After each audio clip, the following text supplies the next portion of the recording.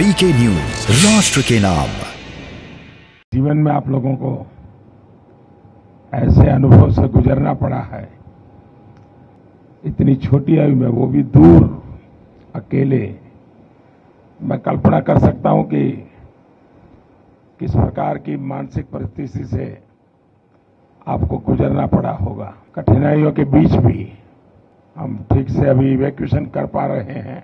हम लोग तो उम्मीद भी छोड़ दिए थे कि वापस इंडिया जा पाएंगे, क्योंकि 2 मार्च की हम लोग की फ्लाइट थी जो कि कैंसिल हो गई थी। जब इंडियन एम्बेसी और गवर्नमेंट वर्क किए तो हम लोग को एक नया उम्मीद मिला कि वापस इंडिया जा पाएंगे। All thanks to Indian government. I don't think कि विदाउट इंडियन गवर्नमेंट हेल्प हम इंडिया वापस सेफली आ पाते। हमारी इंडियन गवर्नमेंट ने बहुत अच्छी सुविधाएं दी, हमारे लिए फ्लाइट्स अवेलेबल थे, हमें एयरपोर्ट जाने का एकदम आराम से सुविधाएं मिली, खाने पीने कोई दिक्कत नहीं हुआ। बहुत अच्छे से हमारे बाकी सारे स्टूडेंट जो फंसे हुए थे वो कल भी लैंड कर गए हैं, कुछ आज लैंड कर गए हैं। थैंक यू मोदी सर, हम लोगों ने बहुत आराम से हम वहां से निकल गए हैं। बॉर्डर क्रॉस करने के बाद इंडियन एम्बेसी ने हमें बहुत ही सुरक्षित तरीके से हमारे कंट्री में पहुंचाया। तो मैं हमारे प्रधानमंत्री नरेंद्र मोदी जी यानी कि आपका बहुत ही धन्यवाद कहना चाहूंगी कि आपने मुझे मेरे घर तक सुरक्षित पहुंचाया। और मुझे विश्वास है कि और भी जो बच्चे फंसे हैं आप उन्हें भी जल्द से जल्द उनके घर पहुंचा देंगे।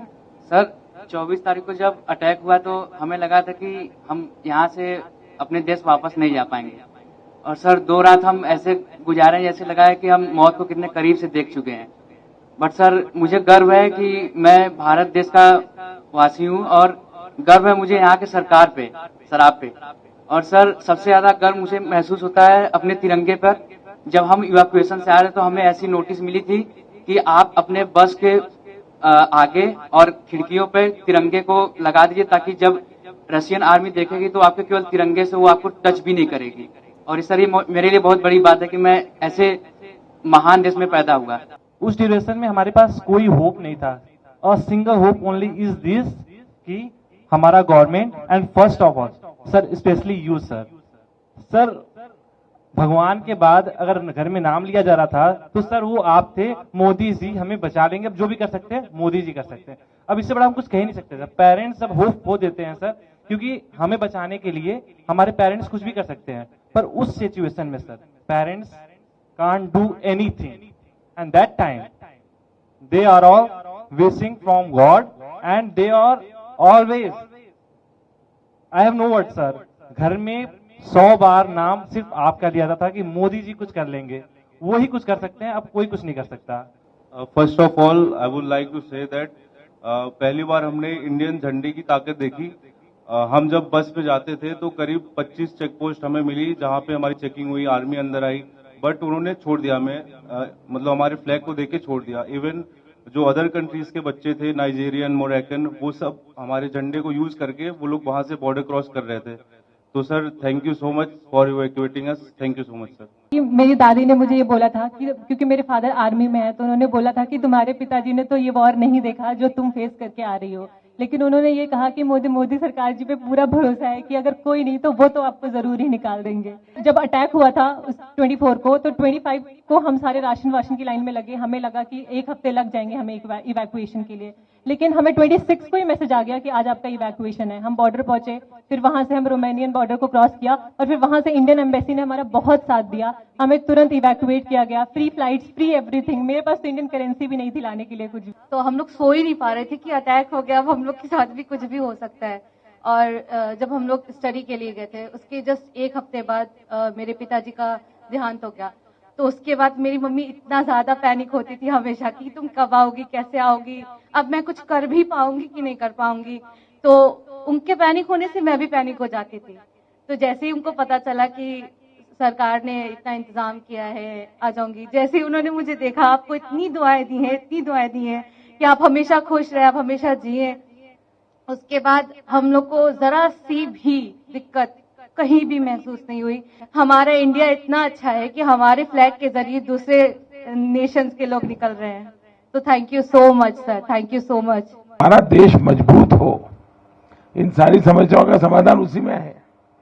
उसी प्रकार से मैं तो अभी भी मानता हूं कि अगर देश में पहले से मेडिकल एजुकेशन की नीतियां सही होती तो आप लोगों को बाहर नहीं जाना पड़ता। कौन माँ बाप चाहते कि इस छोटी उम्र में अकेले भेज दे? कोई माँ बाप नहीं चाहता। लेकिन हम लगे हैं।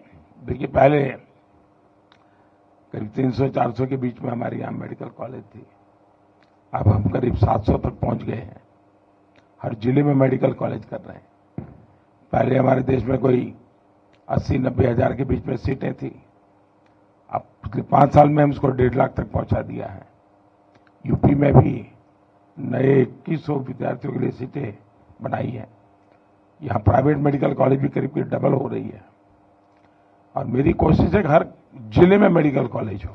जिस प्रकार की कोशिश हम कर रहे हैं, तो शायद 10 साल के भीतर भीतर पिछले 70 साल में जितने डॉक्टर बने हैं उतने नए 10 साल में बन जाएंगे जी।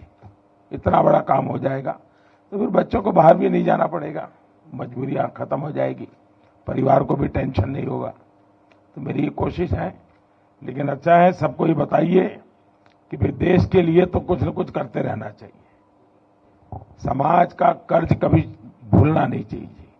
तो इस संकट के समय